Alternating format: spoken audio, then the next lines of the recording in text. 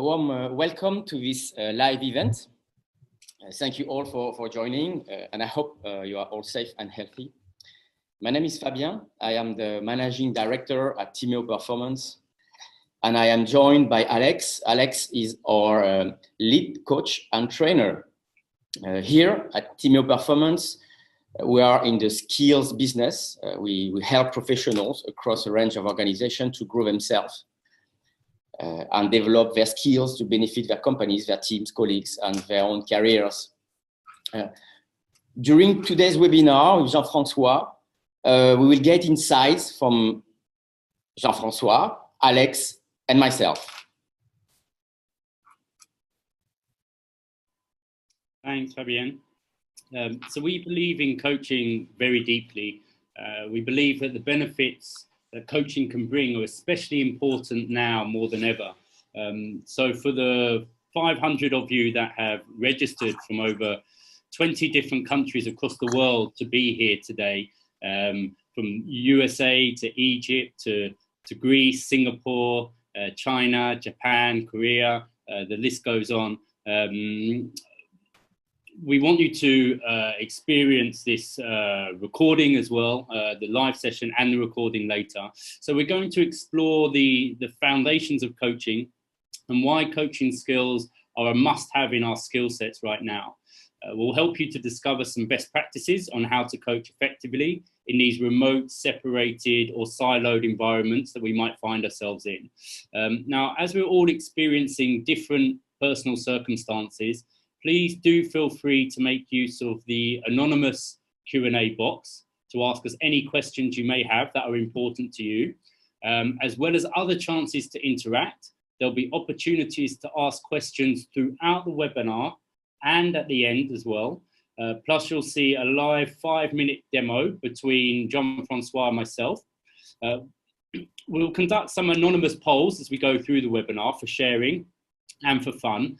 So let's have a quick practice now so you can get a feel for how we'll run the polls. If you'd like to play along, please select the options in the poll on your screen that best describes your main job role or professional activity. You've got 10 seconds to choose from one of the 5 choices. So there's people manager, internal trainer or coach, external trainer or coach, HR, OD, L&D function, individual contributor or other. So if you'd like to play along, make your votes. Okay. Excellent. Thanks very much for your answers. Okay, so it looks like we have a really great mix. So as we go through the webinar, we'll explore how the topic is relevant to the different professional roles that we have here today. Now let's get into the webinar content, coach versus chaos. For the next 5 minutes, we're going to start off with Fabien before Jean-François takes over. Yes, thanks, Alex. So firstly, what is coaching and why is enhancing coaching skills more important during remote working and in our remote lives actually right now? As a trained coach myself, I've come across many ways to define coaching. So to keep things clear, here's how we like to define coaching. Coaching is a process to move someone from point A to point B by maximizing their potential. Coaching relies on a specific set of skills, and like all skills, they can be learned. Coaching has proven its effectiveness for several decades, and this is widely recognized in successful companies. Google, for example, embeds coaching and coaching skills into its manager behaviors. The number one behavior which is expected from manager is a good coach. The number 2 is to empower teams and do not micromanage, which is typically very coaching. One of Microsoft's core value is empowering others. And their leadership principle directly align with the role of a coach: create clarity, generate energy, and deliver success. So why is coaching important and especially valuable now? We need support to maximize our potential in the current environment. Are you getting the best out of yourself right now, or from each other? One thing's for sure, we're in the midst of significant changes on a weekly or even a daily basis. And with change comes a need for adaptation. In change management, nudge theory, and in coaching, coaches pay particular attention to the emotional change curve that we all go through when change is happening. And depending on the individual and the change itself, coaching can enable yourself and others to get through these constant change curves quicker and with the best possible outcomes. The silver lining that we've seen becoming more prevalent as the weeks go on is the progress that people are making along this change curve already. We're seeing people already moving away from the anger or depression stage and moving towards a mindset of acceptance and hope and a new vision. Now, the new vision for you is that you have a chance to learn and practice something that maybe you've been putting off. With this in mind, we've built this Coach versus Chaos webinar today. Now, let me introduce you to Jean-François Cousin. Jean-François is a longtime partner and friend of Timeo-Performance. Jean-François lives and breathes coaching, and because his passion reflects our own, we decided to make his coaching skills available and accessible to anyone, anywhere, through our coaching masterclass that we named Unleash the Great Coach Within You. Our second edition of the masterclass starts at the end of the month on April 28th. And the masterclass comes at a time when, as Alex just mentioned, there is hope and opportunities from change. It's the chance to develop skills that can help you now and in the long term. And the masterclass is 100% remote. We will share more about this at the end of the webinar. Jean-François is a master certified coach who has clocked up over 12,000 hours of coaching since 2006 and served clients in over 35 different countries, the countries that we just heard. In 2019, he was elected as the chairman of the Global Board of Directors at the ICF, which is the International Coach Federation. He is passionate about empowering coaching for all. As you will see, Jean-François, the floor is yours.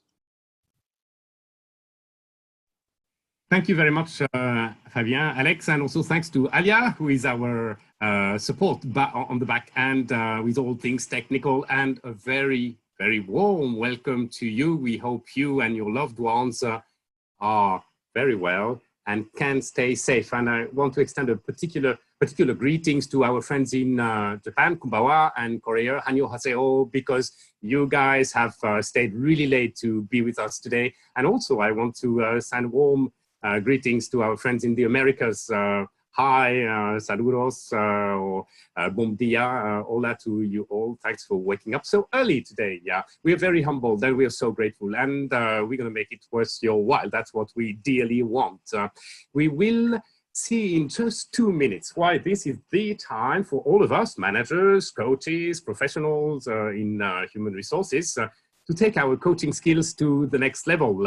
It's a challenge because it's not easy to coach people who are deeply disturbed in a crisis. So we've prepared lots of easy tips, practical things to do, live demo, some videos, and lots of downloadables. In fact, all the way to the last minute of our 90 minutes together. Yeah, that's 90 minutes together. Can you believe that?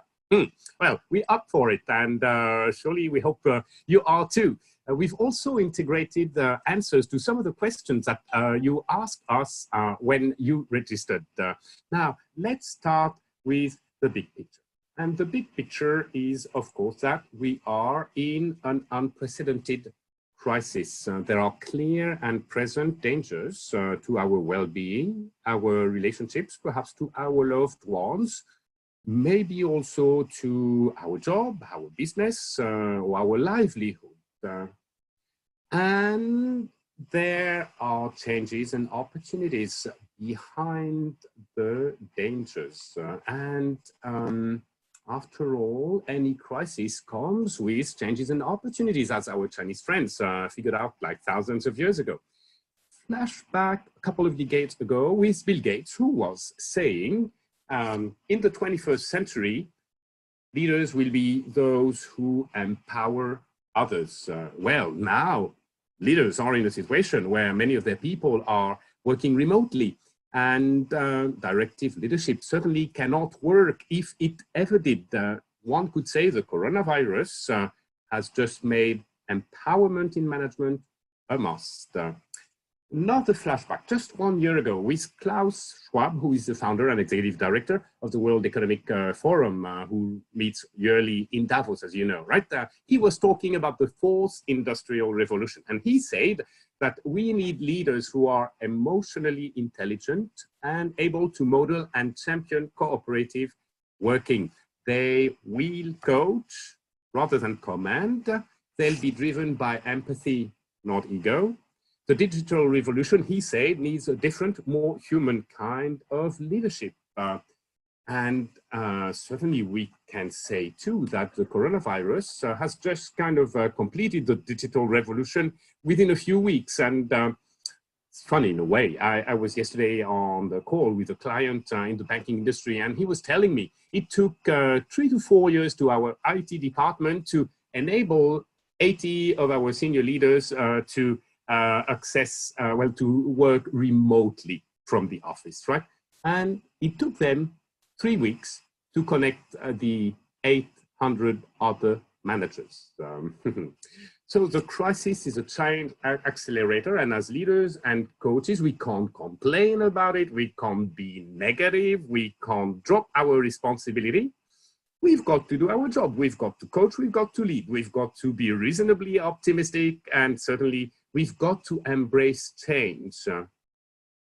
And to lead and coach in crisis, of course, we need to establish clarity, unleash the best possible individual and collective thinking, and then find a sense of direction, work out the way ahead, and act decisively. That's exactly what coaching does. So to lead and coach well, we must not forget that we need, first of all, a clear mind and resilience. And I'm going to spend 2-3 minutes with you about just that. Getting a clear mind as a leader or a coach and building up resilience.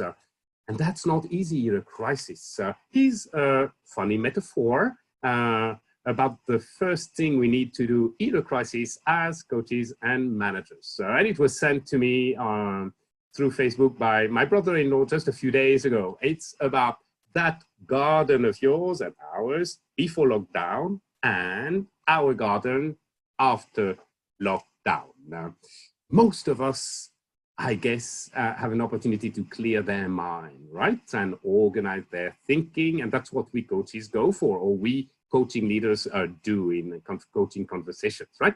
And of course, in contrast, our mind currently may more be all confused and polluted by lots of concerns and fears and thousands of half-baked ideas.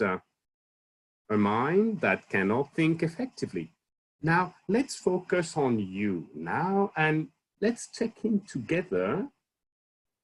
How about your concerns at the moment? What's in your mind as a concern, right? So you can see a list on the left-hand side, and we're going to have a poll where I invite you in just a few seconds to share what's top of mind. Of course, the poll is anonymous, and we're going to look at the results. I think, Fabien, probably you can look at the percentages when they come up, and we'll share them with you. So we know what is really top of your mind in this crisis. Just a couple more seconds, and then we're going to wrap up the poll and share the results with you. All right.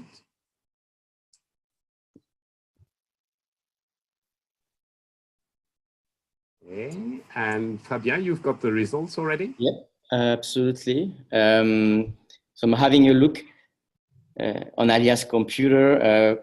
Well, obviously the first concern is the health issues with 44%. The second one is financial loss, 42%. Trouble with my loved ones, losing my job and my business come third and fourth with 36%. This is really the top four concerns that people have in mind in this crisis at the moment. The rest is way below. There is, of course, 34% of the unknown. Right. Thank you very much, everyone, for playing the game. Thank you, Fabien, for sharing, in fact, right? So we've all got a lot of things going on in our mind and some negativity there, right?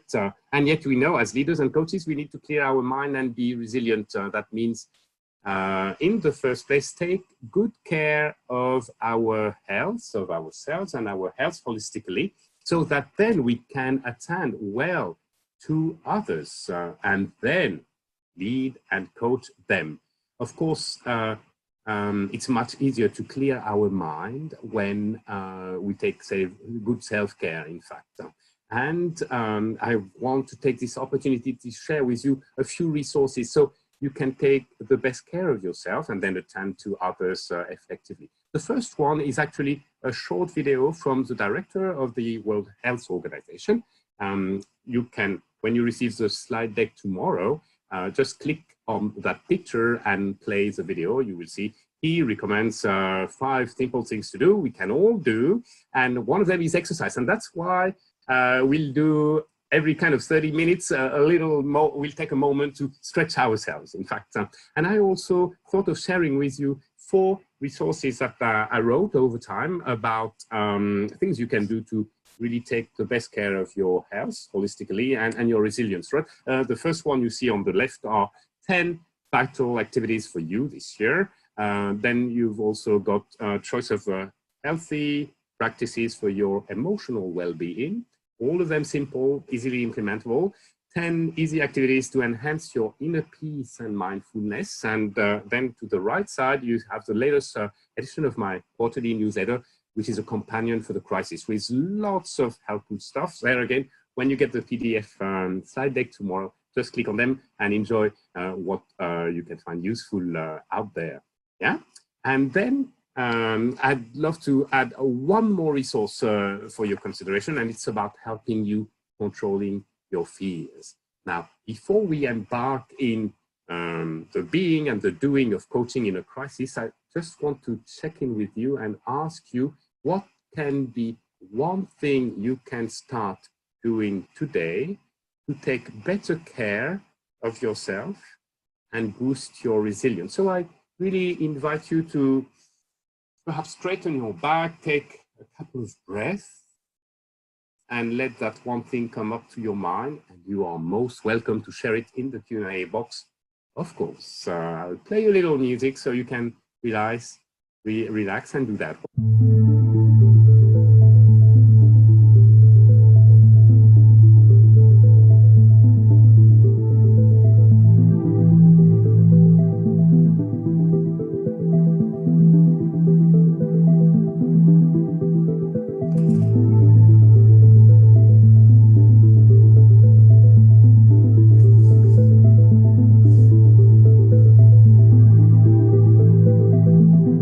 Thank you very much for playing along with us. And now we're going to focus on coaching in crisis. And then... Jean-François, can I just interrupt you? I just wanted to go through a few comments that were here. It looks like, it looks like working out, exercising, meditating, home sport exercise, are really listening to music, 30 minutes jogging, meditating regularly. It looks like we have a lot of very good intention and actions, actually. Yeah, great. So good to see that. So I'm hearing a lot of intention to work out mindfulness and work out the body as well. And both are so great. Plus, very good for our immune system, of course, right? So we come to the point where we're going to coach across distance, and you may only fairly ask, can it work? Yes, coaching across distance works very well. First element of proof, a research from 9 years ago by the American Psychological Association, who did very serious and in-depth research and came out with the result that there is no significant difference between face-to-face and distance coaching conditions. And in particular, in terms of quality of the outcome of the work, and that's really important to know. And the second element of proof I want to share is totally different. Actually, I was privileged the last week of January to be in Mexico City and meet Isabel and Pedro, who are awesome coaches and beautiful people. They really struck me by their ability to go to the core of my being. In fact, in such a short time, they belong to an organization that's called Coach con Vision. And that association is offering coaching across distance for a few years. Isabel and Pedro are very busy, very successful coaches, and they have this particularity to be blind, in fact. And I here want to send a big tribute to our colleagues around the world who are blind coaches for who they are and the awesome job they do. And of course, this is an additional proof that coaching across distance is working very, very well. So if you were in any doubt about the effectiveness of coaching across distance, then you should not be anymore. Yeah. And with this, we come to our mission for today, right? It's coaching against chaos. So the mission is to help our coaches and co-workers get, first of all, a cool and clear mind at all and the ever. And then, of course, support them to think at their best, get a sense of direction, design their way forward, and act decisively, and eventually build resilience. So I'd love to share with you 5 actions that I believe, and I've seen in my experience, are particularly helpful in a crisis context. Yeah, the first one is to center yourself and then connect with and center your coaching. And I'm going to come to how we do that in particular with a demo and a couple of videos. Right? Next, the objective. Of course, that's important in coaching. In this time of crisis, it's even more important to extract the gold from the rock, I like to say. And I really mean to dig into the core of the issue and find a valuable objective for the coachee and a sustainable outcome for the coachee and for the ecosystem around the coachee. Another action is to attend very effectively to all fears and emotions, energy shifts and needs that may manifest themselves in a coaching session. And then another action yet is to challenge. This is not a time to be nice. This is a time to help. And that we do in coaching with stretching towards clarity and decision-making and accountability holding. And again, we're going to see practically how to do that in a crisis context. And the 5th action I recommend is to catalyze hope, which of course enables stronger resilience. And practically that is going to be something important to do at the end of a coaching session, in conclusion, if you will, ensuring that there is a compelling first step that the coachee will take and high energy. All right, and then the results, of course, will be clarity, forward movement, self-confidence, autonomy, and resilience. Now, it's really important before we go to the nitty-gritty of these actions you can take that we ensure we start a coaching session right. Because the success of a coaching session is pretty much defined by how valuable and sustainable the outcome of the session is, and that's defined at the get-go, right? How, in simpler terms, we start a coaching session really defines, sets it up for success or for failure, right? And I want to show you two short videos. One is showcasing a very bad start of a session. The next one is showing a better start of a session.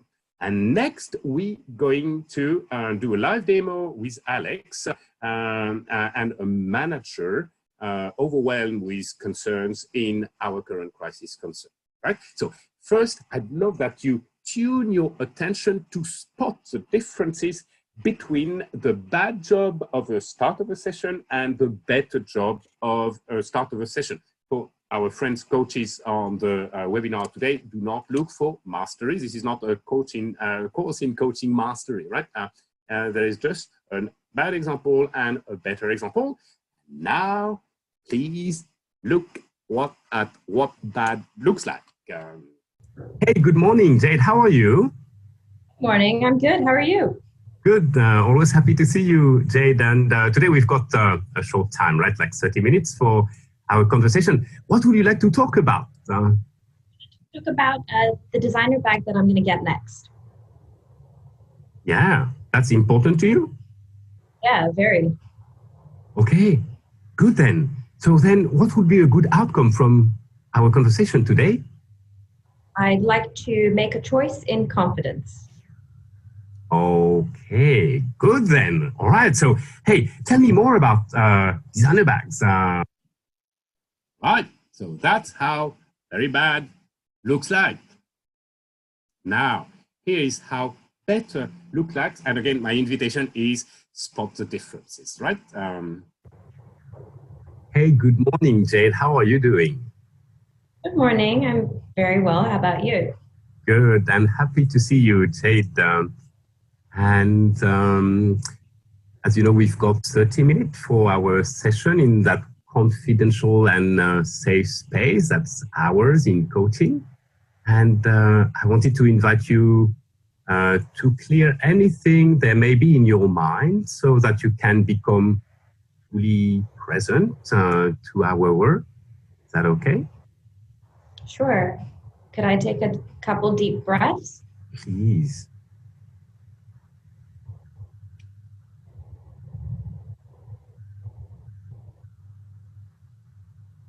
Okay, I'm fully here.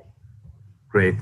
Thank you, Jade. And I'm curious to know what you'd like to explore today in our conversation. Well, actually, it's always been on my mind, and I just really having a hard time choosing the best designer bag for me. Yeah. And sounds something important to you. What is important about that choice for you, Jade? Actually, I don't really want the bag.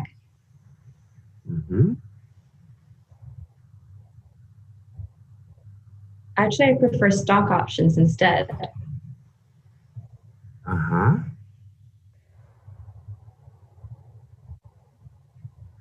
And what is this about? Perhaps at a deeper level, Jade?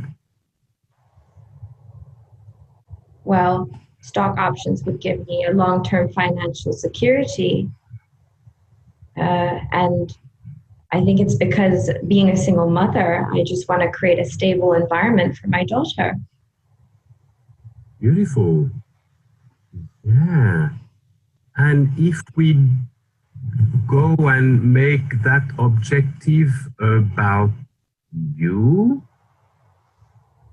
how could you perhaps be, or what could you do to ensure that financial security as a single mother that will make sure your daughter has the future that you wish he has? Well, I think it all comes down to becoming a better professional at work so that I can be rewarded with good stock options. And if we do good work, and I'm sure we will, Jade, then what would be a very valuable outcome from our work today for you? Well, I think it would be to sharpen my interpersonal skills and management of my anxiety levels. Thanks, Jade. Let's go for that, shall we? Yeah. Yeah, cool. Wow. Where would you like to start? Okay, so here we are with two very different outcomes from those two sessions that started with exactly the same wish to go for the designer bag, in fact, right? Outcome of introduction number one is gain a sense of making a right choice. Outcome number two is about sharpening interpersonal skills and manage anxiety levels, right? What was noticeably different amongst many things between the second session and the first one was that I took time in the second to center myself, came in well-paced, and then took time to really connect and invite my client to center herself. And then, of course, in the second session, I took time with my coachee to extract the gold from the rock, like I like to say, because, yeah, it's so important to go below the waterline versus tackling the tip of the iceberg, right? Dig deeper into the core of the issue to find a valuable objective for the coachee and a sustainable outcome for the coachee and the environment, right? Now, this is something that is even more important in crisis time, and we're going to demonstrate with Alex what it is really like to coach in crisis time. Just before that, we kind of 30 minutes into our call, we had promised you that we would respect the World Health Organization recommendation that every 30 minutes we stand up and we stretch ourselves. So that's my invitation to you. Please do stand up if you can safely and stretch yourselves while Alex and me are going to do a little demo, right? As we do, I invite you to capture the questions about what we're doing and the topic of starting a session in a crisis context. So listen to the questions that come to your mind, and you're most welcome to share them in the Q&A box, of course, and then we'll come to them shortly after the demo. The demo is going to be about 7-8 minutes, so a bit longer than video number 2. You'll see why. Not very long, but longer, all right? And here, I want to welcome Alex. Exercise. Alex, can you tell us perhaps who you are playing today? Yes, so I'm going to be a manager in crisis who's managing his remote team. It's very unusual for them because they're usually based in the office. So that's the context. I'll put my my glasses on to get in the mode, Clark Kent style. There you go. All changed. Clark Kent style. Okay, shall I call you Clark then? No? No, no. Too difficult. All right, so let's take 2-3 seconds and then we get this demo started, right?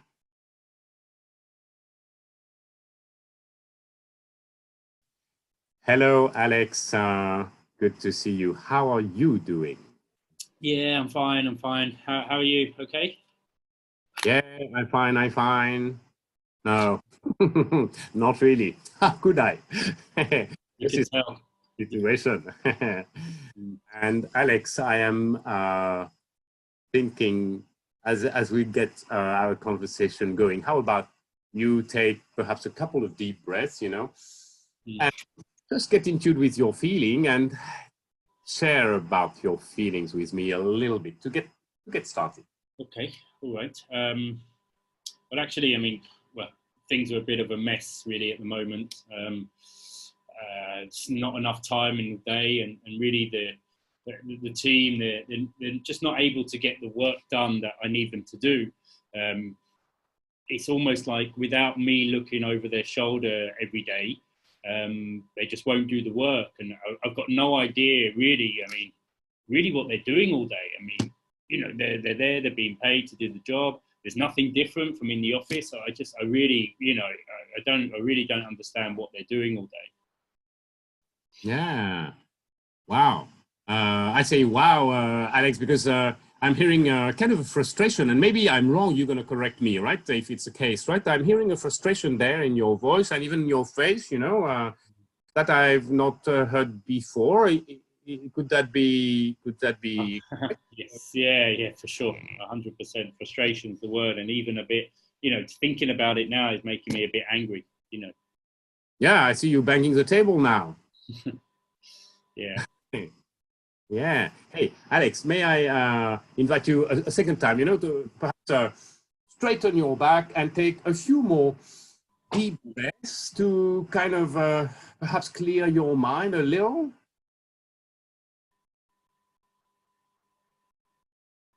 Okay.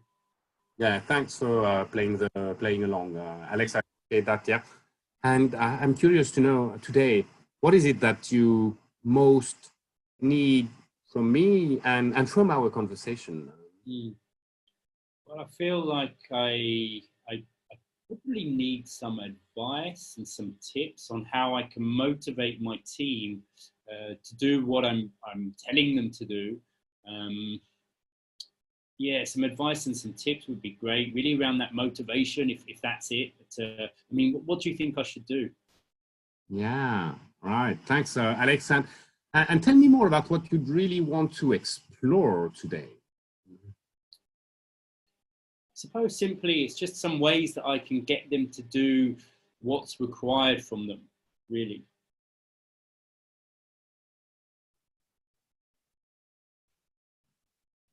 Yeah, I mean, really, I want them to know what my expectations are, and you know, for them to be able to do what they need to do on their own. You know.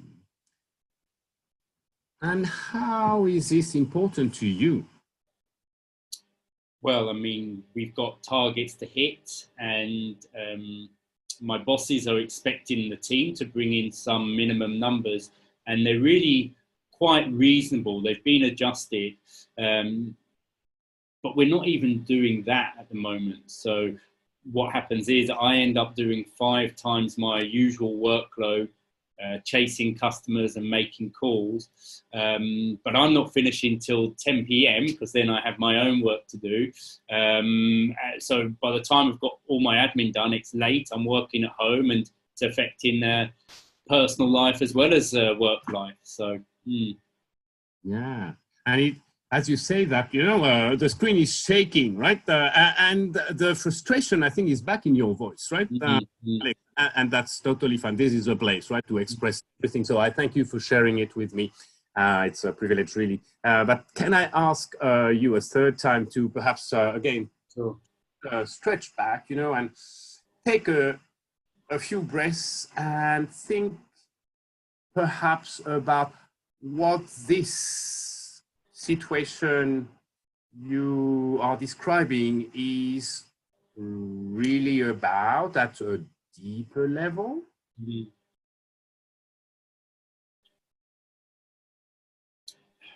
Well, in fact, it's more likely my inability to let go, actually.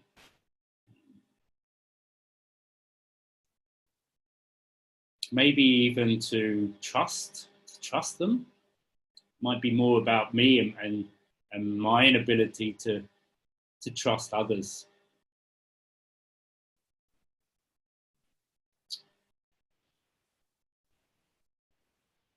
Yeah, I think it comes from some fear. Maybe it's fear. Yeah, I mean, you know, fear of letting go and fear of trusting others.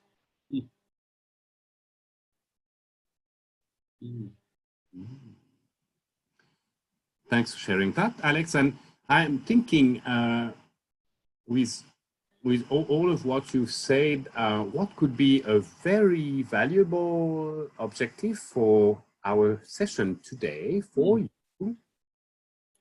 Well, I want to let go of my my lack of trust, my lack of faith, and overcome my fears and let go of control, I suppose. Yeah, there was some different kind of energy when you talk about overcoming your fears and letting go of control. Sure. Would be interesting to explore, right? But before we do that, it's important we set out to set a great, sustainable, valuable outcome for you and for the system around you. So if we do great work, what would be a really valuable and sustainable outcome for you and stakeholders around you? Well, it'd be a big improvement if the team were able to work independently and I could still see some progress without me having to call them every 10 minutes. I mean, that would be a big, real big leap. Thanks for sharing, Alex. Where would you like to start? And that's the end of the demo. Alex, you can please and have a good laugh. Thanks. Wow, it felt very real, very in sync with my so a number of experiences with the clients I'm coaching at the moment, right? That fear of letting go. Really, the crisis is kind of forcing ourselves to ask ourselves as leaders and coaches deep question about our fabric as a leader, right?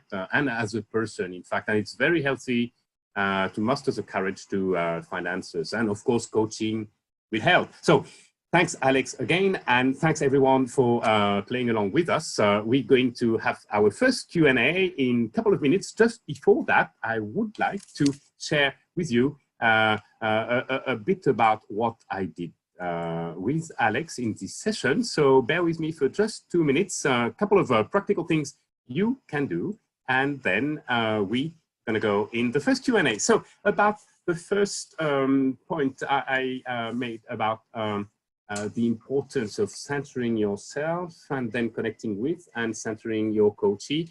You could see me do that with Alex, and it took a lot more time, of course, than in a kind of a normal time session, such as the second video you watched before, right? I recommend that you do take time, whatever it takes, to genuinely inquire about how the coachee is feeling and bring out unmet human needs, anxieties, areas of confusion, or areas of health problems, in fact. Yeah, this needs to be all out on the table for the exploration, in fact. And if it takes a long time, it's all very healthy, because it avoids that all of that stays inside the body, the mind, the soul of the coachee. Yeah. And then, of course, you've got to clear your mind before a session, and you've got to ask your coachee to clear their mind from anything that may disturb their presence to the conversation. And you see, I had to do that 3 times with Alex because his frustration was coming again. So then we had to let the frustration out, understand what it was about, and then again go and clear the mind. Yeah, so not particularly smooth, but necessary. And I think also in a crisis time at the beginning of a session, it's really important to ask your coachee or your subordinates, if you are a manager using coaching skills, what do you most need from me and from our conversation today? That's a bit about centering and how to do it in practice, right? And then about extracting the gold from the rock. You could see with Alex the evolution from asking me tips to solve the issue at hand, all the way to actually the goal, which was confronting his fears of letting go, his wish letting go, and relinquishing his need to control and micromanage, right? A very common thing currently, right? Because, of course, our crisis is emphasizing that directive management is impossible, and if it's forced, it's terrible, right? Only empowerment is likely to bring out best outcomes for the work. Yeah. So to identify with the coachee what the real issue is at a deep level, it can help that you ask some of these questions. So you could see me ask, what would you like to explore today? And if the coachee brings a lot of stuff, then of course you've got to ask your coachee or your subordinate to prioritize, right? Perhaps by importance and or urgency, yeah? And then, of course, it's really important to ask the coachee how is the topic he's bringing or she's bringing to the session important to them. So we gain some insurance that we're going to work on something valuable. And sometimes that question is not enough. In fact, we can get something even more valuable by going deeper, as I did with Alex, right? So the question can be at a deeper level, what is this really about? Or what needs to happen at a deeper level within you for strong, significant, sustainable progress to happen, right? Stronger question. Then, of course, you've got to ask a very valuable objective session and then a great sustainable outcome for the session and for the coachee and the environment, yeah?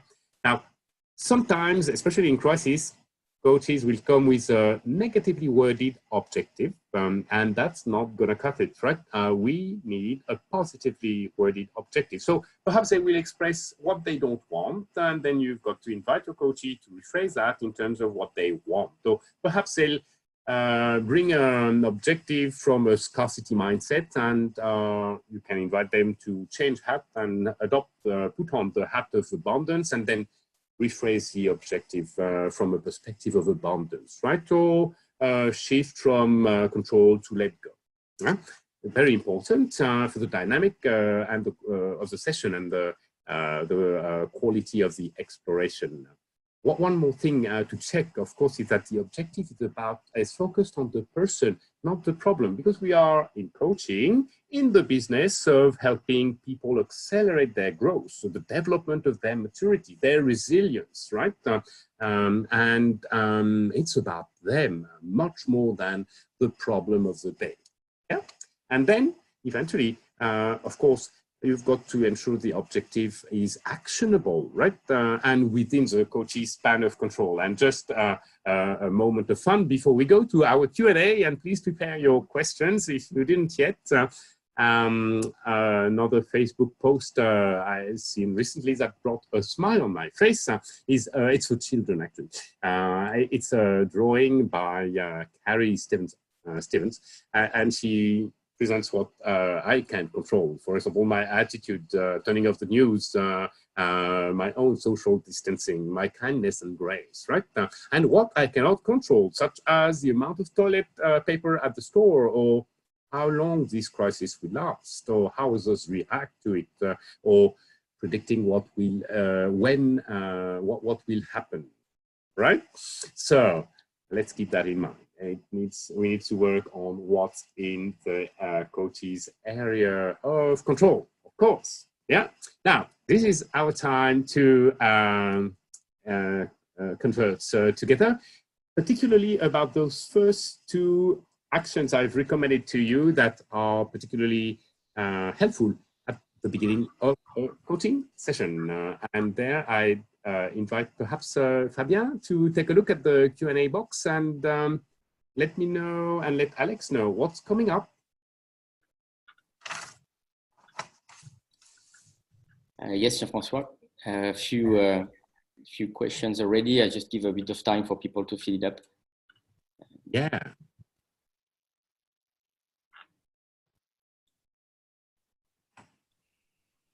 So there's one that came already 2 times. What is a practical solution? Like the manager with Alex, the crisis of this manager, what could be a practical solution in the demo you just did?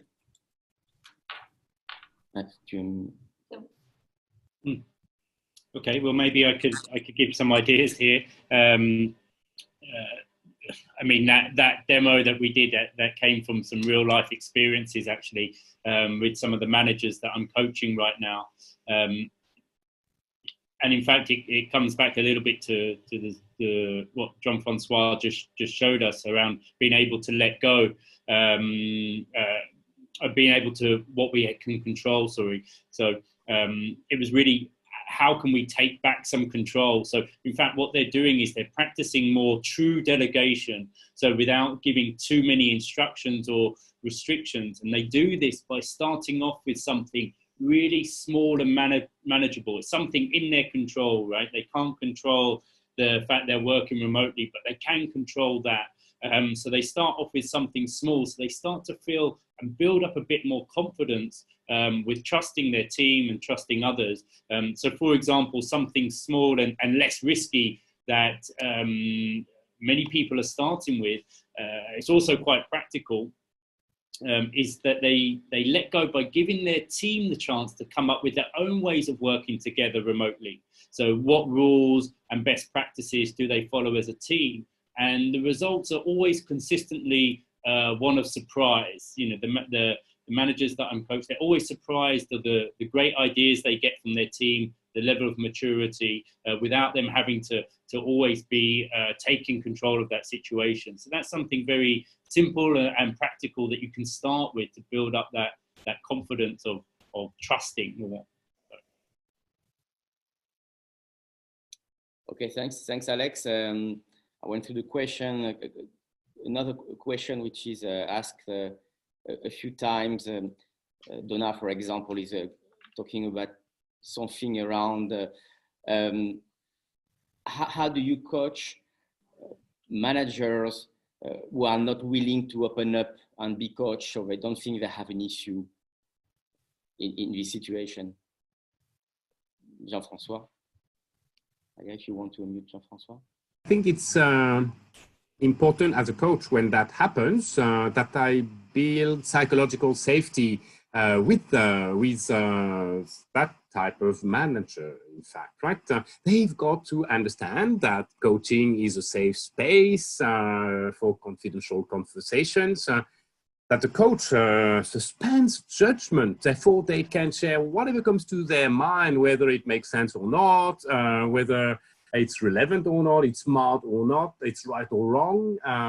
Every thought, every emotion, every expression of something are welcome. And then what can a coach or a manager using coaching do to help this happen?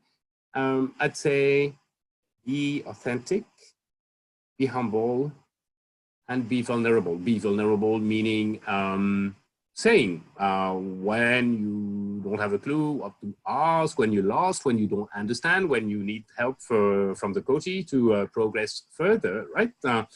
And showcasing those attributes of authenticity, humility, and vulnerability will give, of course, permission to the coachee to do the same and then to act as who they are, and also to drop their guard.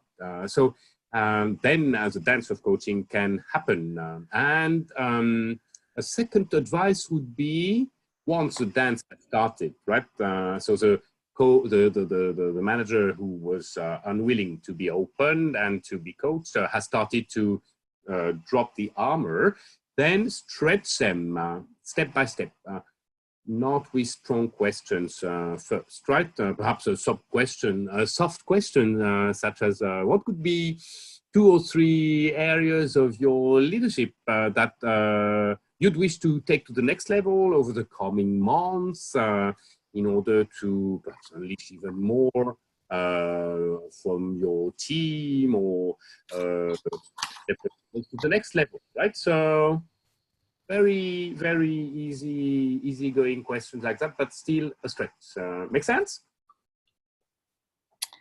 Well, I think it does. Maybe the last one for this section before we carry on with more of the great tips that you have. It comes, maybe it's coming from some coaches that are with us at the moment. The importance of positive reinforcement in a context which is very negative or threatening.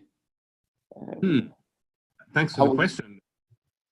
And I think, well, in a crisis, people's mental and physical energy are quickly drained, yeah?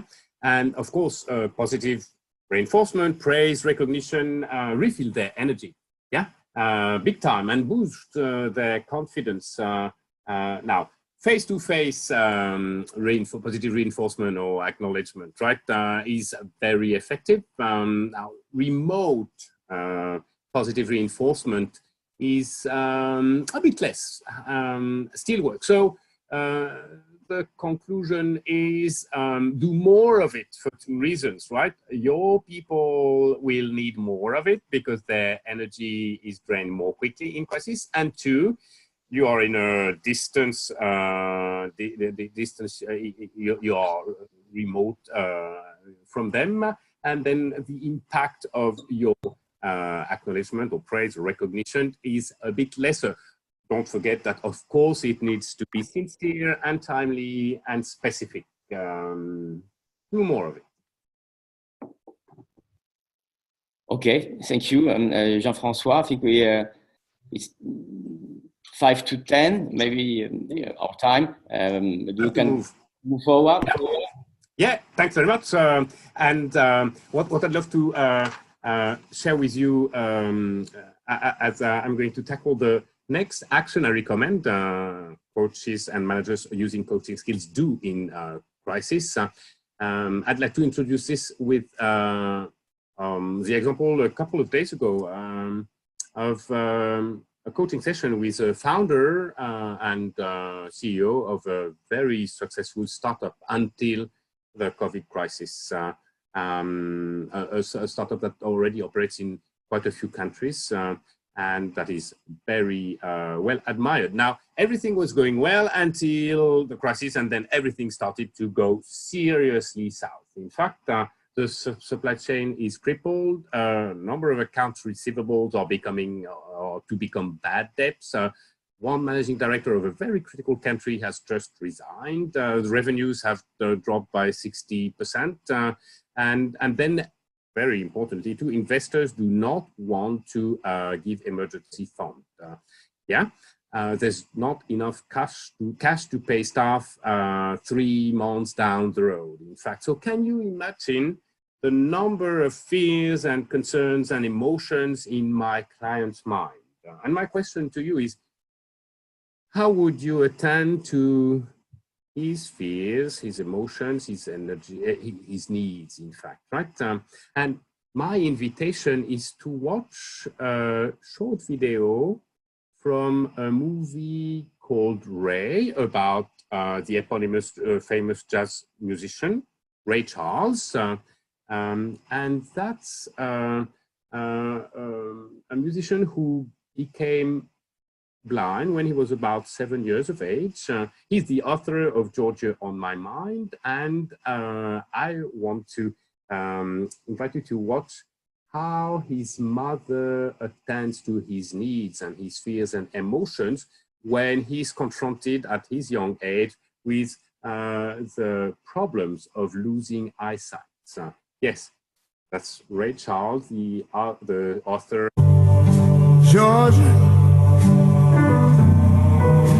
Georgia, the whole day through. And now you are in the mood. Let's go and see that extract of the movie. Ray, please pay attention to how the mother is attending to the kids' fears, emotions, and needs.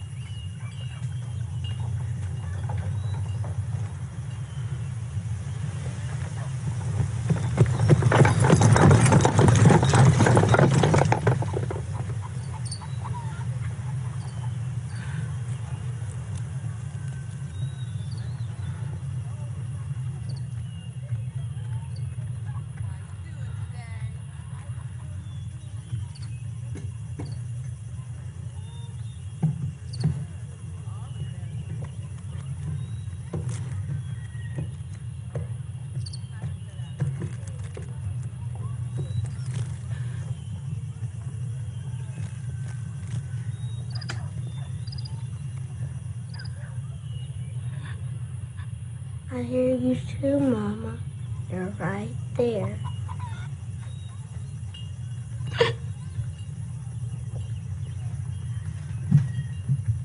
Yes, I am. Why are you crying, Mama? 'Cause I'm happy. And a big tribute to the mother of that gorgeous little kid for really embodying a great handling of emotions and fears and needs, right? And as well, Stretch, in fact. She really showcased her trust in the ability of the young boy to grow from the hardship. And she avoided to be a mother. Instead, she was more in kind of a adult-to-adult relationship, particularly a coach and coachee relationship, right? And then the little kid, of course, got ahead, developed confidence, new ways of doing, and more importantly for the future, the beginning of a new way of being. So now just a few practical tips before we talk about stretching our clients in a crisis mode.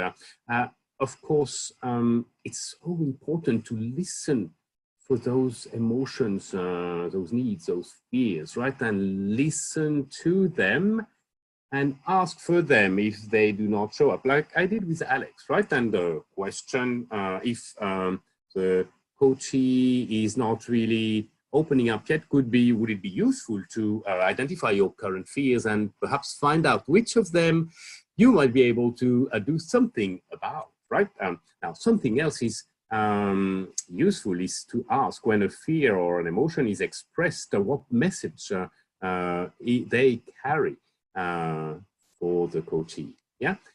It's also really important to detect some energy shifts, as I did actually with Alex earlier on. I did not explode them. That would be for the core of the session, right? Which we didn't do, right? But then question them when they happen, because they connect to a deeper part of the person you're coaching as a manager or as a coach, yeah?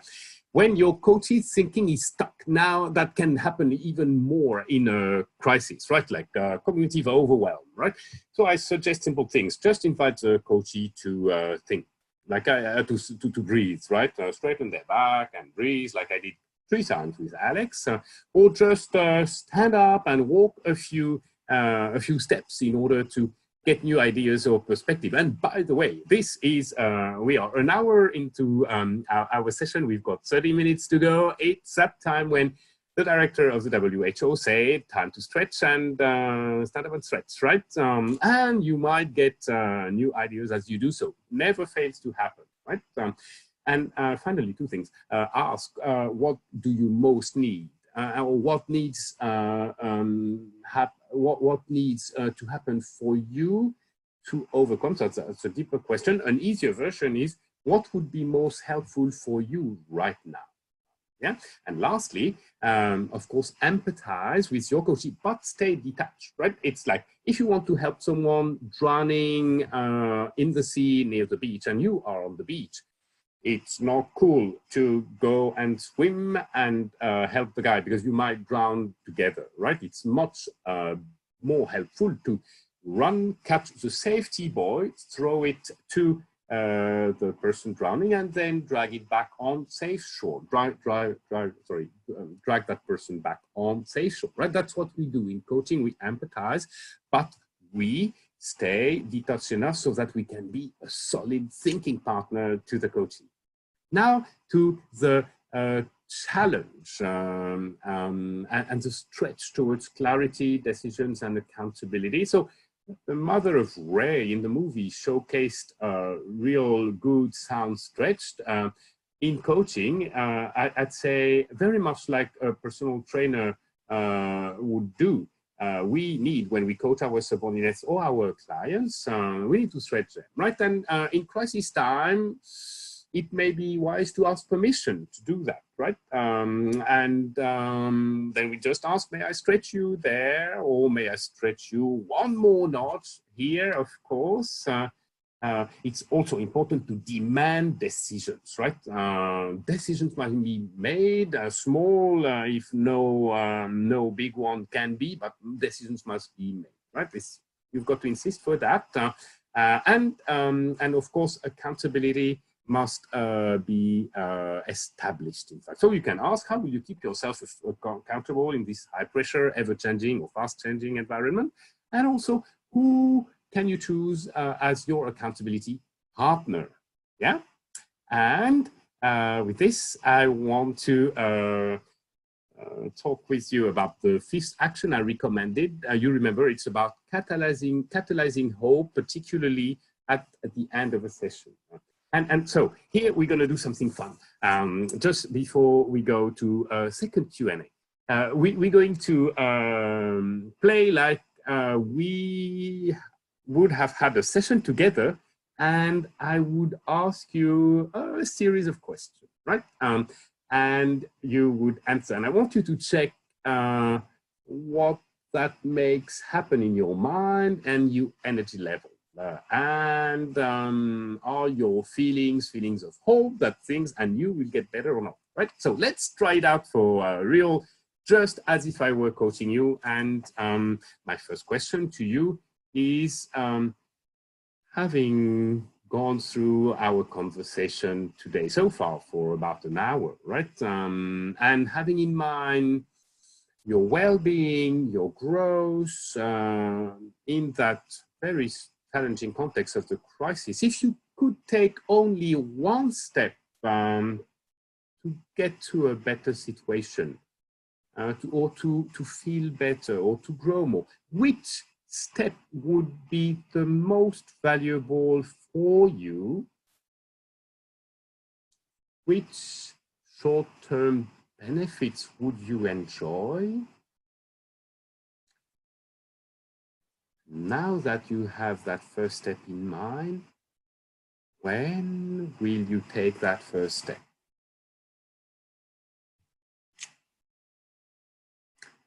Next, I'm really curious to know, I wish I could know what you've learned today that is the most important for you.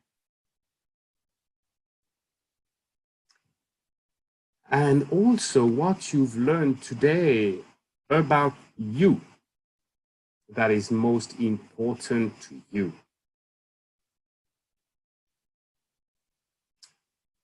And ever curious, I'd love to also hear from you how you see yourself growing as a leader in this crisis.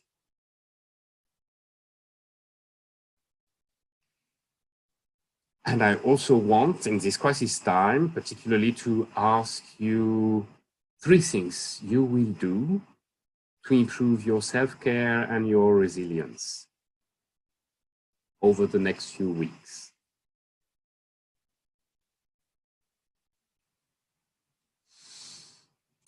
And then I'd love to share with you how inspired I have been by your contribution to the Q&A box, right? Because I can't say much more, right? But your presence, your attention, your sacrifice for taking time to be with us for a rather long session. Thank you for that. It's inspiring to us. We mean to help, and we only too grateful when people are precious and humble us with joining in. So thank you for that. And of course, I'd love to learn from you how I could help you better, how I could serve you better next time. Right? So that's really questions you may ask at the end of a coaching conversation, whether you are a manager or a coach, right? And check with yourself how they made you feel, what were the benefits for you, for your mind, and if it catalyzed some hope that you will shortly get better and clarify your next steps, then that's all good.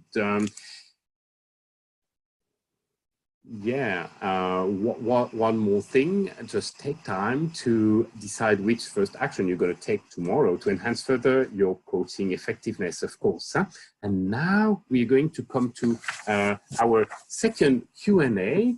that is going to be focused on coaching in crisis, of course, and some of the actions that I've talked about, and anything else that's weighing on your mind that you wish for some perspective about, right? And then, of course, we've got about 25 minutes. We're 25 minutes to go together. We will have a quick presentation of the masterclass. We're proposing just a couple of minutes, and then I'll share with you 5 pitfalls, which are mistakes that you may be making that you want to be aware of and avoid, in fact, and especially in crisis times. We'll have a quick poll about the most damaging pitfalls or mistakes that we can do when we coach in crisis time. And then I've prepared 7 gifts for you. I mean, humble gifts, little gifts, right? For your growth and your well-being. So I hope you can tag along. Fabien, can we see what's up in the Q&A box and answer questions as much as we can? Yes, thank you, Jean-François. Maybe we can rest your voice for 2 minutes.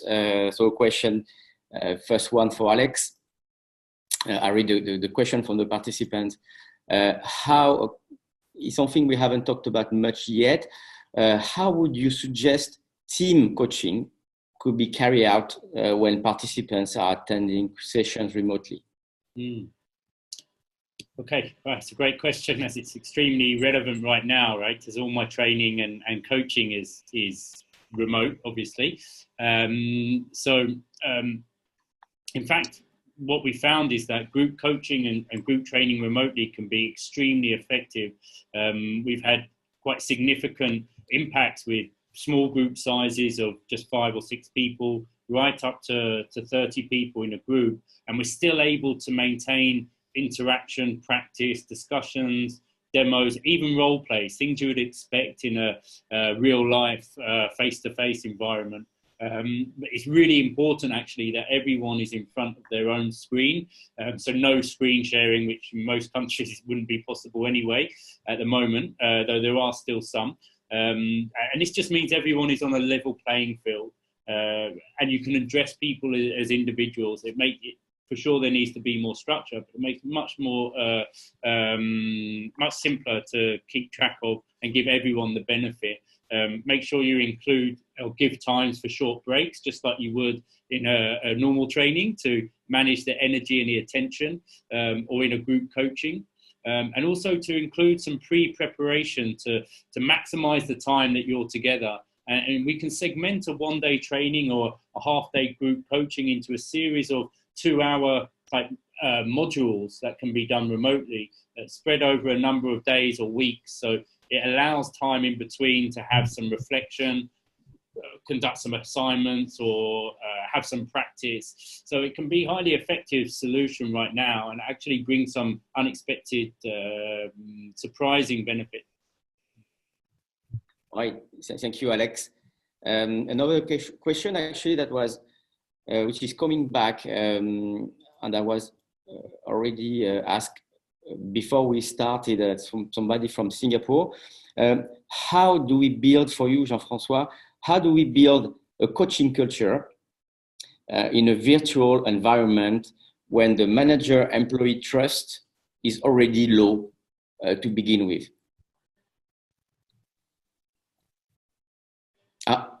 Alia, if you may unmute Jean-François. Thank you. Let me be blunt. Maybe that's why Alia muted me. Let me be blunt. We do not build a coaching culture when there is no trust between employees and managers in the workplace. What we do is build that trust, right? First, because coaching cannot work in a place of distrust. Yeah, that's no point in trying. Let's be clear, right? So first things first, build trust. And if the manager has done some things to employees and vice versa that have breached or destroyed the trust between them, then they've got to work out how they're going to repair that trust bond, right? Acknowledge the mistakes of the past, apologize to them, and then decide to start from a clear sheet and decide together how they're going to, first of all, repair the trust, build the trust. And once that's done, then, of course, they can start building a coaching culture. And this moment is fantastic to do that, right? Because it's a moment where there is no choice else than empower remote people, remote co-workers, right? And coaching helps raise the effectiveness of empowerment big time. So great context for building coaching culture, but not when there is no trust in the workplace. Make sense, Fabien? Makes sense. Thank you very much, Jean-François. We will come back to Jean-François in a few minutes, where I will share 5 pitfalls to avoid and avoid mistakes that you make without knowing. We've seen how coaching and coaching skills are extremely valuable at the moment. And we've seen that coaching skills can be learned. As we said at the start, the masterclass comes at a time where it's hope and opportunities from change. I was looking at some of the questions that were asked by everyone, like how to overcome a resistant coachee, how to balance empathy and listening skills and so on. All these answers are actually very much covered during the in our masterclass. We'll give you a quick preview of Jean-François' upcoming coaching masterclass in this video and take your questions afterwards.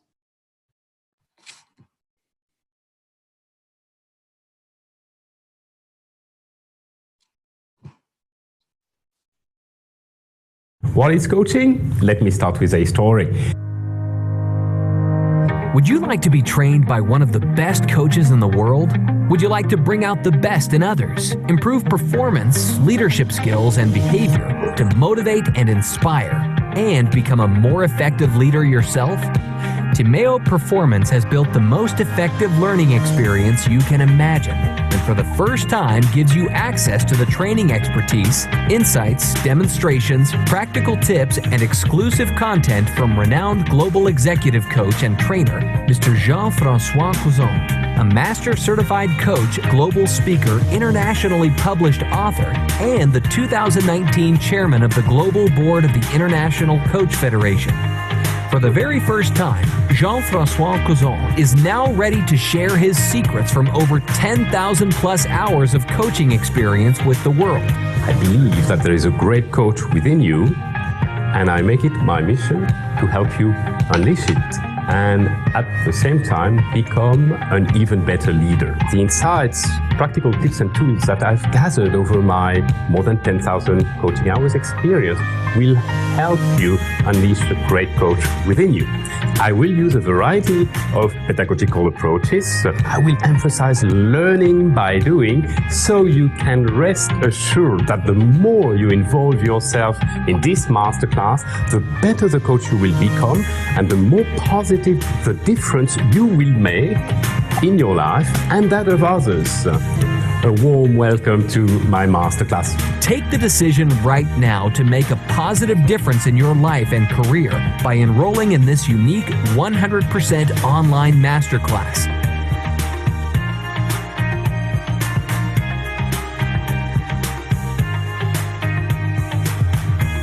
Benefit from Jean-François' wise insights, demonstrations, and the many practical tips and templates that he will share with you, and unleash the great coach within.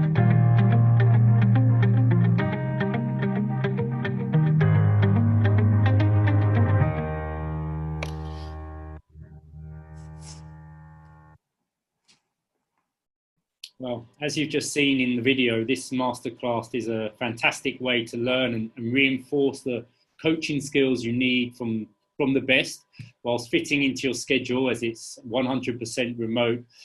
In fact, many of the questions we've had today, as Fabien mentioned, that we haven't had the time to answer, are addressed in this masterclass. For example, around powerful questioning, how to handle resistant coachees, creating a sense of confidence.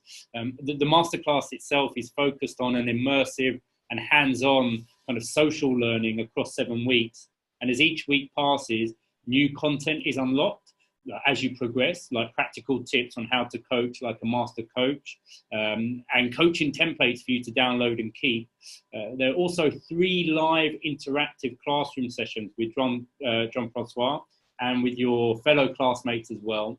They're scheduled to accommodate the different global time zones that you're all in. Plus, you'll have a team of dedicated professional coaches to support you along the way, including Jean-François, Fabienne, and myself. And the program is an ICF approved program, so it will grant you 8 CCE units. That's the continuing education units from the ICF, and they can be put towards your ICF coaching credentials. Now, this all takes place within a gamified and social environment, so you can interact, share, and network with your fellow classmates through a variety of assignments, learning activities that you'll experience in each step throughout the 7-week journey. And just to add, at the moment, there's a special early bird promotional price of $788 US. That special price is active just for another week, just to let you know. Thank you, Alex. We got some questions already. One is the masterclass mainly for coaches or for managers, leaders? Well, I mean, the masterclass, it focuses on skills, methods, and processes. So these can be applied to any situation. So as we saw earlier, coaching skills for managers are highly valued in companies because they make a difference to leadership performance and the effectiveness of people managers to manage, grow, develop, and motivate their staff. So certainly it can be just as valuable for managers as it can be for coaches. Okay. Another question, as it's shown on the screen, you talk about interactive classroom sessions versus webinars. What is the difference? Well, I mean, a live classroom session is fully interactive. So there's full kind of interaction between Jean-François. There's discussion, so it's not a seminar style top-down knowledge sharing like a webinar. So you'd be using video with Jean-François and myself. You can have discussions, live questions, demos, role plays, just like a classroom type training in real life.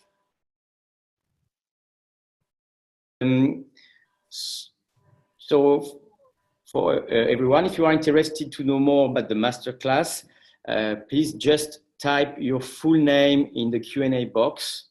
It's anonymous, so only we can see it and we get in touch with you. If you have any more question, you can find the answers in the FAQ on our website, timeo-performance.com/masterclass, where you registered for the webinar. Now, Jean-François will finish off with some valuable final gifts. And we will conclude the session.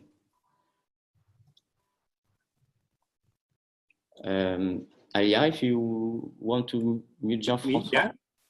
Hey, right. Thank you very much, Alia. Yeah, as I'm going to talk about the pitfalls, to make sure you don't fall. No, I'm joking. Bad joke. Please stand up and stretch yourself. Right, it's that time again. And so here we go. I first of all want to say that we've made a recording of another webinar a few months ago, particularly focused on those 5 pitfalls and 6 must-dos, we call them, like good practices, and also 7 rewards from doing the right things in coaching as a manager and as a leader. So, of course, our invitation, when you receive the slide deck tomorrow or Saturday latest, is to click on that picture on your computer. You'll go to YouTube where you can watch the webinar, right? Now, what I'm going to share with you is, in a nutshell, 5 pitfalls, right? The first one is giving advice. And that pitfall is even more likely to happen in a crisis time because perhaps we feel our coachee or our subordinate is disempowered, distraught, in a miserable state, right? And so our good heart or our ego actually prompt us to give advice, right? We feel good, we feel generous, we feel smart when we give advice, but then of course no two brains are alike. And giving advice is overrated, it's not gonna work, right? Telling is overrating, asking, coaching is a lot more helpful. First pitfall, giving advice, no good, especially in crisis time, in general terms, right? The second pitfall is about staying in the comfort zone, because simply growth happens outside of the comfort zone, as my good friend Maria Reynolds has said and written a book about. Yeah. So pitfall number 3, staying at the surface of the issue. It's like discussing with the coachee just the top of the iceberg, because it would be too stressful to dig below the waterline. No, that's not good. It's worse than a waste of time, actually. It sends a signal that you are not caring, right? It's like sipping tea when there's fire out there, right? And then pitfall number 4 is searching for the solution in your mind, right? That's not what really helps. We have to catalyze the best thinking of people in coaching, right? And that cannot happen if you're not fully present to them. It's not an easy task. It's not so easy to coach. After all, right? It requires skills and, very importantly, requires absolute presence. So do not think for a solution in your mind. It's very unlikely that it would really help the coachee anyway, because you are less in tune with their environments, their internal struggles, but they are in a better place, given the time and the thinking stretch to find the best solution. Pitfall number 5 is helping out too soon, just like a trainer at the gym would tell you when you whine that you've already done 10 or 20 push-ups or abs, and you say, oh, that's enough for today. And he would say, yes, well, no, that's not why we pay the guy, right? We don't want the guy to help out too soon. That's the same in coaching, okay? And at this time, can we take just 2 minutes of your time 1 minute actually, to invite you to do our last poll. And that's to ask you, in your experience as a manager, as a coach, or a HR professional, which pitfalls are even more damaging in crisis? So make your choice, please, between those 5 pitfalls. We just take 10 seconds because we are mindful of your time. We want to finish right at the half hour. All right, we're going to wrap up in 3, 2, 1 second, and now, right. And so then I'm going to go on, and Fabien, as soon as the results show up, if you can jump in and very, very briefly give us the percentages, right? Yes. With this, I want to go into sharing some gifts we've prepared together for you, right? So the first one is just this one pager. That's a very simple reminder of the 5 actions with the acronym COACH that I've presented to you, with the advice that you try them out in a crisis, right? And you flex the muscles you develop as you do that as a coach, and you also have on that same slide the 5 pitfalls. Then again, you've got access on YouTube to the webinar we offered that dived into those 5 pitfalls and 6 must-dos. We think it's worth your while, we hope at least. Yeah, and then of course in crisis, it's really important to catalyze the best kind of energy in people, and that amounts to motivating them, right?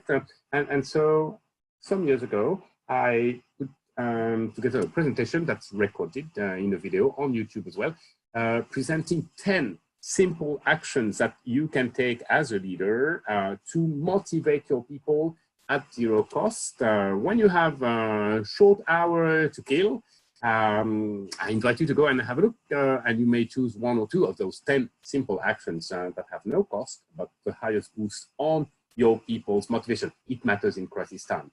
Another very interesting watch, and much shorter, is from the CEO of the Marriott International Group, Mr. Arne Sorensen, just a fantastic act of great leadership. It's 5 minutes. You just click on that picture on the BTF slide deck you'll receive, and I think you'll be happy about what you see. Yeah.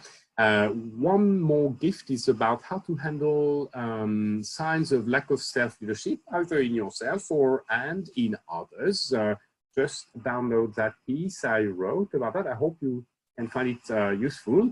And also I wanted to share for our HR colleague, human resources colleague here in L&D, talent development, OD, the very latest piece of Dave Ulrich on the HR's role during a global crisis, right? He wrote that piece just like 6 days ago. And of course, as always, it's very insightful. Yeah. Now, the last and very important document for coaches who are with us today, right, is a special web page from the International Coaching Federation that is putting together really helpful resources for coaches, in fact, for their business, for their client, to really do the very best and be the very best and contribute the most in this crisis. That page is updated daily, so I invite you to check it out. Now, the last step of a coaching session I recommended before is to catalyze hope. And I really want you to keep in mind, as Alex alluded to earlier on, that in this crisis, many beautiful good things happen, in fact. The crisis is unleashing amazing generosity and selfless dedication to helping others from hundreds of millions of people around the world. And as Nelson Mandela famously put it, like, man's goodness is a flame that cannot be hidden and can be hidden but never extinguished, in fact, right? And he said as well that as we let our own light shine, we unconsciously give permission to other people to do the same, yeah? And that is why this crisis is triggering more and more. And that is also what coaching is all about. Because at its core, coaching is an act of unconditional love, and it's no surprise that Eric Schmidt, the former CEO and chairman of Google and Alphabet, the parent company, has dedicated one of the 6 chapters of his book on his coach, Bill Campbell, on the power of love, as he talked about the impact of coaching and managers coaching in the Silicon Valley. Yeah. The mission of coaching at its core is to awaken potential and consciousness, to awaken human potential and consciousness. We've done a great job worldwide to unleash more of human potential with the people we serve as coaches and managers coached when they coach their subordinates. We invite you, as we've got a lot more to do, and in particular on the consciousness side, to join the mission, take your skills to the next level. It's that time in history where it matters so much, right? So here's to wishing you happiness and fulfillment as you take your coaching skills to the next level and become an even better leader or person for that matter, and an even better HR professional and an even better coach, right? So always take the best care of yourself so you can also take the best care of others. Nurture your happiness by being mindful, connecting with others, and practicing gratitude, as a neuroscientist, Emilia Simon Thomas, said. With that, I want to wholeheartedly thank you for all for connecting with us today from all around the world. Your presence and your participation mean the world to us and raised us up. Enjoy your coaching, be well, stay safe, and big virtual hugs to you. Thank you. Thanks a lot. Thanks a lot, Jean-François. Gratitude.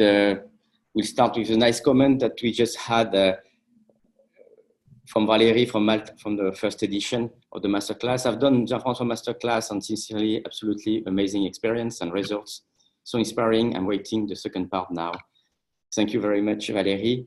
Regarding the survey, the pitfalls, because we're talking about some practical skills when coaching, the top 3 is staying in the comfort zone.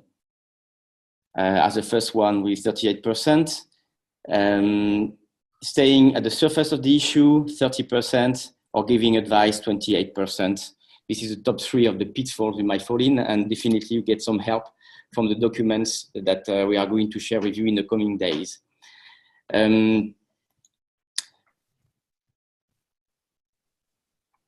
Well, thanks again to all of you for being here.